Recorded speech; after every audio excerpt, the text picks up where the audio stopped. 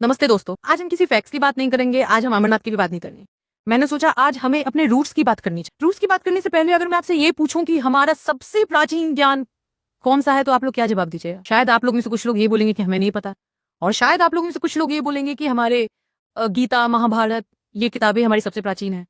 लेकिन आप में से जो पंडित हैं, विद्वान हैं, वो शायद ये बोले कि नहीं, वेद हमारी सबसे प्राचीन ज्ञान है। वेद ही वो ज्ञान है जो हमें मानवता की तरफ, ह्यूमैनिटी की तरफ गाइड करता है, हमें रास्ता दिखाता है ह्यूमैनिटी का। आज हम बात करेंगे वेदों की। अब वेदों के बारे में बात करने से पहले हम सभी को यह जानना बहुत जरूरी है कि वेद का अर्थ क्या है, वेद के मायने क्या है। तो वेद का अर्थ होता है नॉलेज, आपको अपनी नॉलेज को बढ़ाना है। क्या कि वेद को अपौरुषेय भी कहा जाता है। अपौरुषेय का मतलब होता है एक ऐसी संरचना जिसकी कृति मानव ने नहीं की है, जिसको साक्षात ईश्वर ने बनाया है। ये जो कहा, ऐसा माना जाता है कि ये जो वेद है इसको साक्षात ईश्वर ने बनाया। अब आप लोग को ये भी पता होना चाहिए कि वेद 4 होते हैं। हमारे हिंदू सनातन में हम 4 वेद के बारे में जानते हैं, वेद, यजुर्वेद, सामवेद और अथर्ववेद। इन चारों वेदों का अपना अपना आशय है। इन चारों वेदों में आप अपनी जिंदगी की, अपनी डेली लाइफ की बहुत इंपॉर्टेंट टर्म्स के बारे में जानते हैं, और इन चारों वेदों के अलग अलग पार्ट्स हैं। जैसे अगर मैं ऋग्वेद की बात करूं तो ऋग का अर्थ होता है ज्ञान, होता है प्रार्थना। तो ऋग्वेद में हम जनरली प्रार्थना के बारे में जानेंगे, ज्ञान के बारे में जानेंगे। वहीं अगर मैं बात करूं यजुर्वेद की, तो यजुर का अर्थ होता है यज्ञ। तो यजुर्वेद में हर तरह के यज्ञ के बारे में हम जानते हैं। यज्ञ का प्रोसेस क्या है, यज्ञ में किस तरह के मंत्रों का उच्चारण करना चाहिए, इस दिन सब बातों के बारे में हम जानते हैं। जब हम सामवेद की बात करते हैं तो सामवेद में हम उपासना के बारे में बात करेंगे, डिवोशन के बारे में बात करेंगे।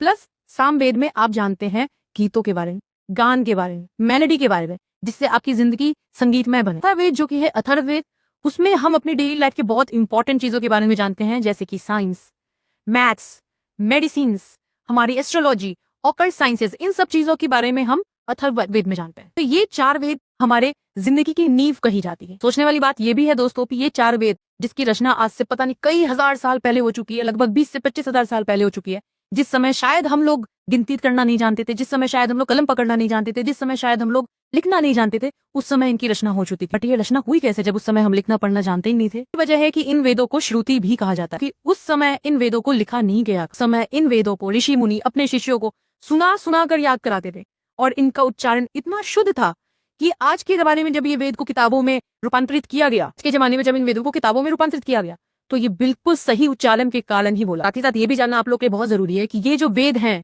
इनकी रचना संस्कृत में नहीं हुई है, इनकी रचना हुई है वैदिक संस्कृत में, जो कि हमारी आज की संस्कृत से बहुत अलग, चाहे उनके लिखने का तरीका हो आज की संस्कृत का, चाहे उस संस्कृत के बोलने का तरीका हो।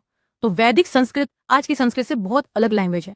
ये भी हमारे लिए बहुत जरूरी है जानना। अगर आप ये सोचते हैं कि आप ओरिजिन फॉर्मेशन में इन वेदों को पढ़ सकते हैं, तो ऐसा नहीं है। तो उसके लिए वैदिक संस्कृत का ज्ञान होना बहुत जरूरी है। कल वैसे भी वेद बहुत फेमस हो चुके हैं। इस तरह की चीजों को हमें अपनी डेली लाइफ में थोड़ा बहुत जानना बहुत जरूरी है, क्योंकि आज हम सब चीजों की बात करते हैं, हम इंटरनेट की बात करते हैं, हम एआई की बात करते हैं, हम मोबाइल की बात करते हैं, बट इसका ओरिजिन क्या है इसकी बात हम करते ही नहीं है। आज जिस एआई के बारे में आप बात कर रहे हैं, या आज से जो 100 साल पहले हमने ये बात जाना कि सृष्टि का निर्माण कैसे हुआ, हमारा सोलर सिस्टम क्या है, हमारा डिस्टेंस क्या है, मून से अर्थ का डिस्टेंस, मून से सन का डिस्टेंस, सन से अर्थ का डिस्टेंस क्या है, रिवॉल्यूशन क्या है, रोटेट कर रही है अर्थ वो क्या है, ये सब चीजें हमारे साइंटिस्टों ने अब खोजा है। लेकिन आप लोग को ये जानना बहुत जरूरी है कि इन सब चीजों की जानकारी इन वेदों में, बिल्कुल सटीक जानकारी इन वेदों में बहुत पहले ही मेंशन कर दी गई थी। आज के लिए फिलहाल वेद के बारे में आपको ये जान के कैसा लगा, हमारा वेद क्या है, इसकी जानकारी जान के आपको कैसा लगा, ये मुझे जरूर बताइएगा। मेरे चैनल को लाइक, सब्सक्राइब, कमेंट कीजिए, शेयर कीजिए, और मुझे कमेंट में ये जरूर बताइए कि क्या आप इन वेदों के बारे में अलग अलग करके इंडिविजुअली जानना चाहते हैं। तो मैं बिल्कुल इसके बारे में अलग अलग चैप्टर्स बनाऊंगी, ऋग्वेद के ऊपर अलग, सामवेद के ऊपर अलग, यजुर्वेद के ऊपर अलग।